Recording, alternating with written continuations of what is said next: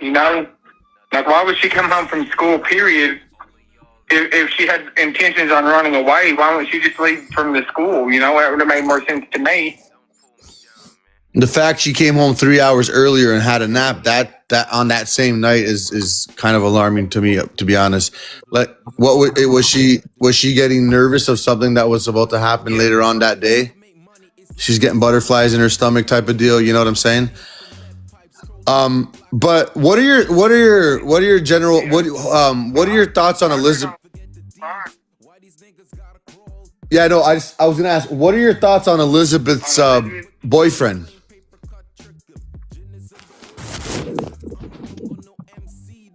You know, I'm not. I know he's a lot younger than she is. I don't personally know him. I've heard of him, but I'm not really. I can't say I know enough about him to say anything. You know, to be honest. How do you know his relationship with Summer's with Elizabeth's son?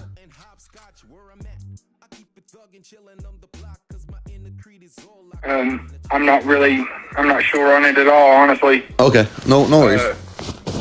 I know that, like I said, I know he's quite a bit younger than she is.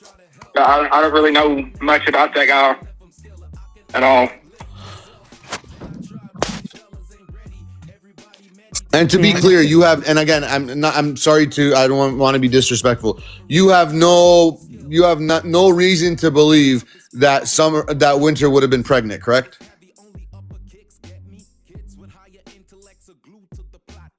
No, not that I know of, but you know, I know that boy had been that boy that she was seeing there for a while. He's been coming over and like for movies, watching movies and stuff with him for a couple hours a day. So I don't think that she was. I feel like she would have told me, but I could be wrong. She could have been scared, but she never indicated any reason for me to believe that she was pregnant. You know. Yeah. And Dustin, thank you very much, sir. You and I are definitely going to keep in touch. Like I said, you know, you don't have TikTok. It's probably a good thing in this situation because, you know, it's probably better to speak to certain people outside because a lot of people try to build different narratives.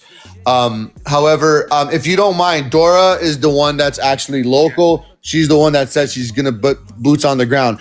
Are you okay if I just hand her over your phone number and you guys could kind of keep in touch and all that? Like I said, she's super you know, motivated to get Wynter home, you know, yesterday. So and honestly, sir, I genuinely, and like I said, I'll say this in front of 1,300 people listening and however many else on the outside, I genuinely don't have you anywhere on my radar. I think you are just a very, you know, you are a father who, you know, wants to bring his daughter home safe. And if there's anything we can do, sir, and I promise you, if there's anything we can do for this, you know, I will definitely be able to help you to the best of our ability. And like I said, this ain't for clout. This ain't for, you know, get this phone call with you and forget about you tomorrow. No, man, you got my number now, sir. You can message me if there's any way I can. I'm actually in Canada, sir, and I'm not going to lie to you, but I got multiple resources. I got a very loud voice on social media. And, you know, it's either you love me or you hate me. But if you hate me, it's because I'm probably calling you out.